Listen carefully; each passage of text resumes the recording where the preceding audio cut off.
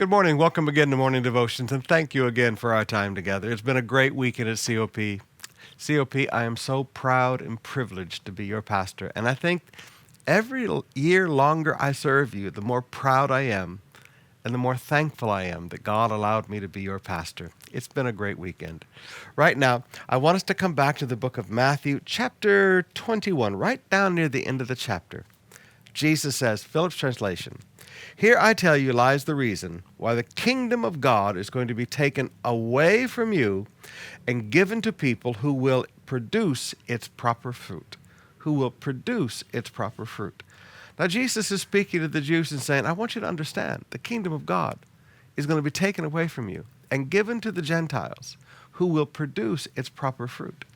Now, this is not a permanent taking away. Paul goes all through the book of Romans and lays out this fruit that we produce as the Gentile church, in fact, makes the Jews jealous and makes them envious and makes them want to come back to God. And so we're actually part of what God is doing in their own heart. But I want you to see a simple truth today. God does take things away. Wow. Christians don't like to talk about that today. People only see God as the one who just gives and gives and gives, and they see God like Santa Claus. But God's not Santa Claus. God's a good father. Yes, he gives good gifts to his children like a good father. Yes, he gives the kingdom to us like a good father. But he said, I'll also take away the kingdom. There are things that God takes away. The parable of the talents.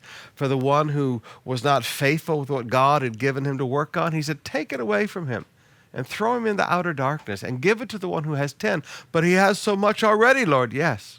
Yeah. And he'll be given even more. You have to understand, God is a good father. He not only gives good gifts to his children, he takes away from those who are not good stewards. It's a little lesson that we need to remember in life.